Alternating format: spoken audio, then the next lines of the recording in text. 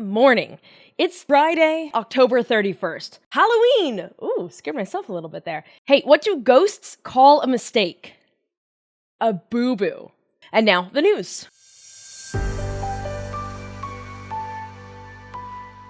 Listen, I'll be honest, it was kind of a slow news day on Thursday, and so my intention was to put out a very short episode to say, hey, happy Thanksgiving. Nope. Happy Halloween. Yep. Have a great weekend, and we'll get back here on Monday. And then Donald Trump decided to open his mouth for reasons that are unknowable, except for his dad never paid attention to him as a child, and we as a society never paid enough attention to him when Little Rascals came out. And so now we have to pay the price for that, and he's the president, and he decided to, on Thursday, tell the senators to use the, quote, nuclear option and get rid of the filibuster in order to end this government shutdown, because he says that he wants to make sure the 42 million people who use SNAP and WIC benefits still have access to those funds. So I want to talk about why that's a lie. And we know it's a lie because he said it, but there's also numbers and facts that we can use to talk about the lie and why this is so absolutely infuriating. I'm going to do this episode a little bit different. If you're new here to the show, normally I write the episode before I just go in and record it. We're going to do this one a cappella. I'm not going to sing, don't worry, not because I'm not good at it. I'm Kelly Clarkson's kid sister, essentially. But I'm not going to sing. I'm just going to ramble for a couple minutes here. So first of all, what is the filibuster? You hear the word filibuster and you think about Wendy Davis taking to the Texas State House floor to talk for 13 hours to prevent a bill from being voted on and becoming a law. That is a traditional filibuster. But in the U.S. Senate, it works a little bit different. If a bill makes it to the floor in the Senate, if you're watching on the YouTube, by the way, there's just a cat's tail hanging around here as if this is not a super serious topic. In the U.S. Senate, once a bill makes it to the floor, it just needs a simple majority vote. So 51 votes and you're good to go. However, in order for that bill to actually make it to the floor, you have to first meet a requirement of cloture. So you need 60 votes, basically a supermajority, before it can get to the floor. That 60-vote supermajority has essentially become the new requirement for a bill to pass. It's basically like all bills need 60 votes to pass, which I don't mean to blow your mind about the current state of politics right now, but the United States are not super united. So meeting that 60-vote threshold is becoming more and more difficult. And it's not even like you got to put in the effort of the filibuster.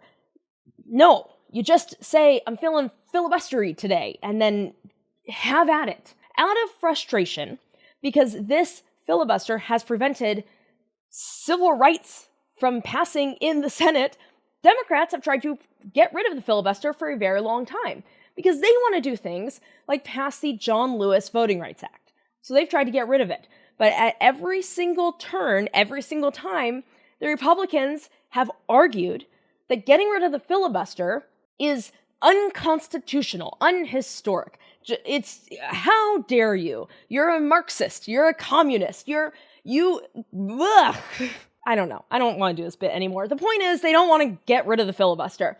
But now, suddenly, all of the sudden, dear leader wants to act as if he is so upset by this government shutdown because he's so worried in his heart that he definitely utilizes that 42 million people who rely on SNAP benefits to keep food in their home. He's so concerned about these people that he is going to do whatever it takes to make sure that the government reopens. But let's talk about that for a minute. First of all, why is the government shut down?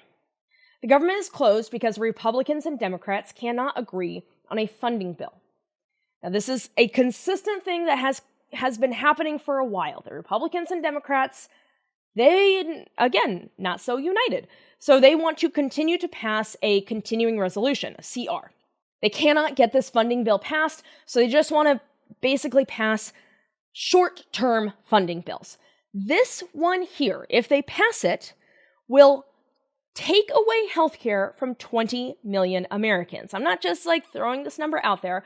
I'm saying that the Republicans have linked to this exactly what they want to take out from the budget. They want to remove 20 million people, kick them off their healthcare. Because they have always had a problem with the ACA, the Affordable Care Act, Obamacare.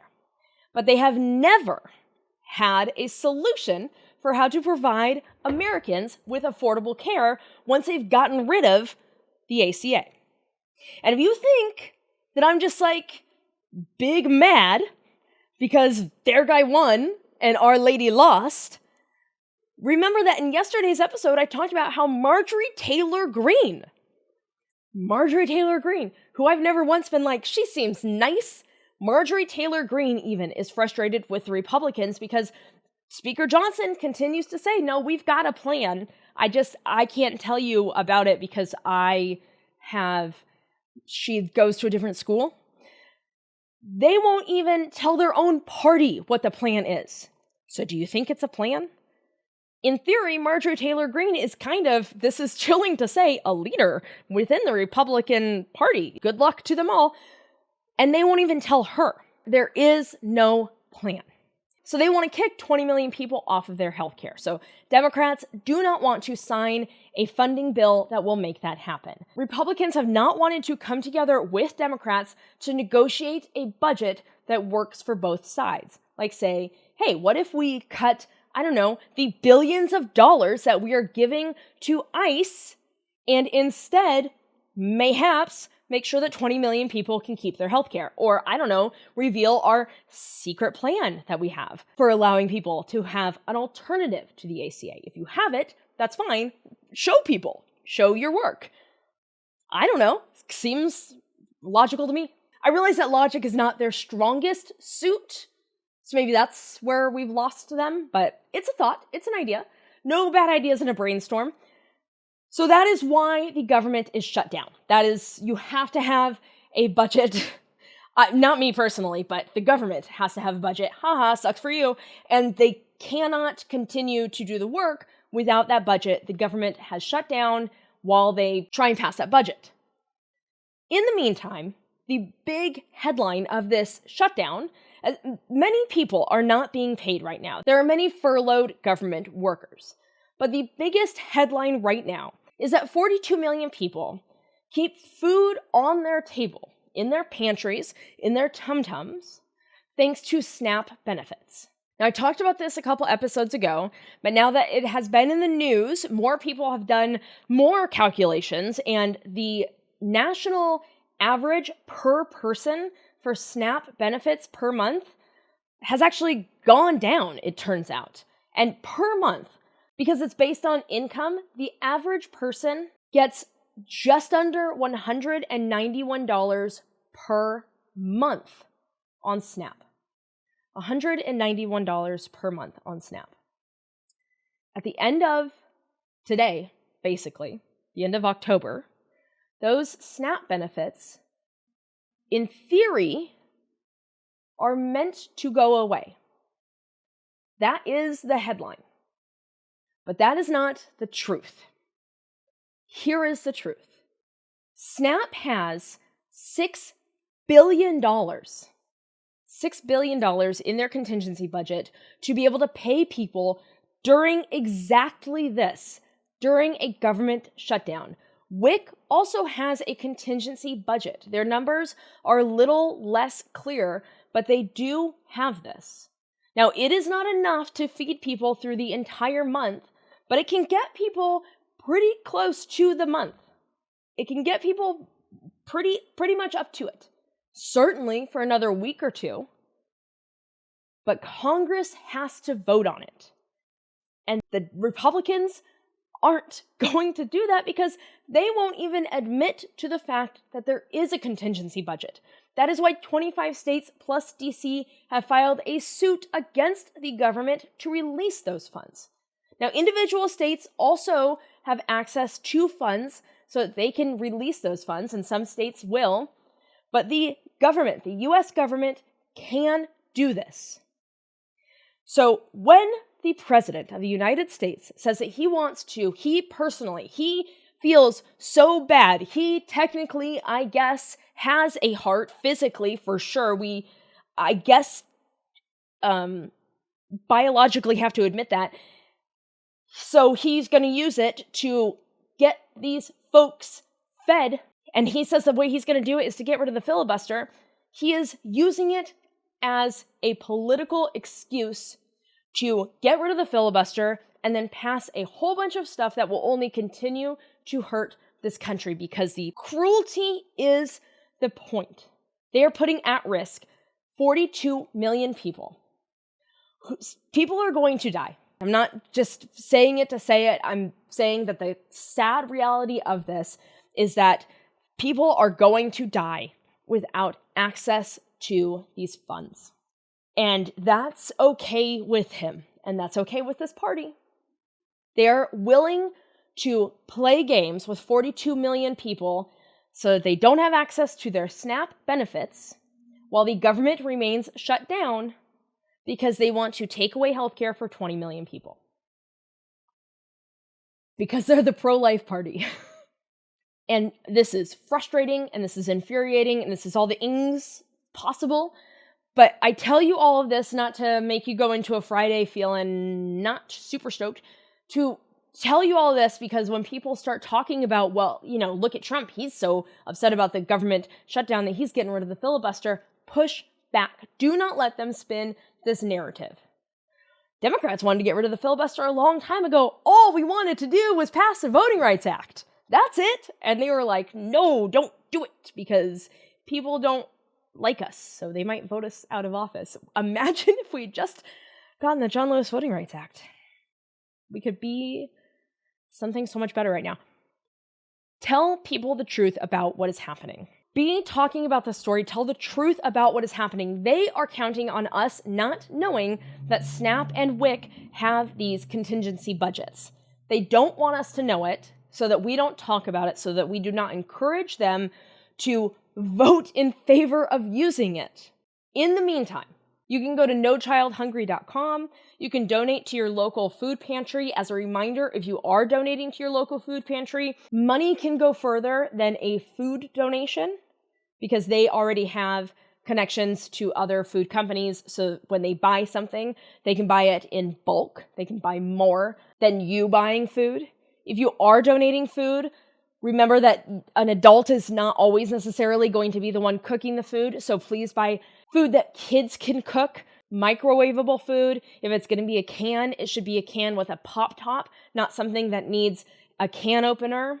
Think simple foods, good foods, tasty foods, foods that you would eat. If all you have access to financially right now is food that is in your cabinet, that's fine. But if you can do more than that, if it is fiscally possible for you to do more than that, get good food, get tasty food, and help a family in need right now. They are counting on us to not care. They're counting on us to not care enough to know that SNAP and WIC have this contingency budget. They're counting on us to not care enough to know about the real reason for this government shutdown. And they are counting on us to not care about those in our community, because they don't care. So they can't understand why anyone else would. So we have to. I know it's very cheesy, but kindness wins out always in the end. I know it doesn't feel like it right now because we are just getting hammered over and over and over again with unkindness, but kindness wins out in the end.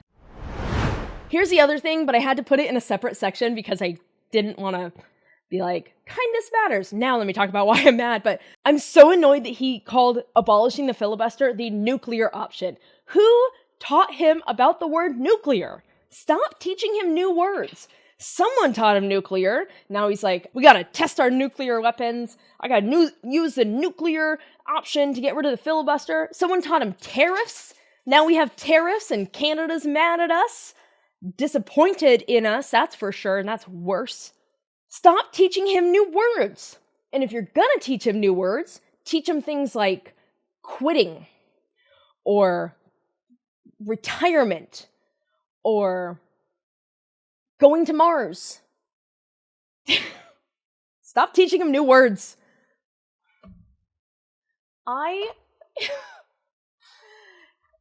This dude sucks. And that's it. That's the news. I'm proud of not Donald Trump. That's for sure. Again, his dad did not seem nice, but I do get it. What do you, was I too mean? Ugh, it's Friday. I don't care. I am proud of Halloween. I don't really care about carving pumpkins. Frankly, the payoff is not enough for how much effort goes into it, but I do like the pumpkin seeds. That's nice. I like the costumes, but more than costumes, because the only thing scary about you is how great you are. Nailed it. And because of that, I'm proud of you. Again, I can't stress this enough. If you're new to the show, it's normally better than this.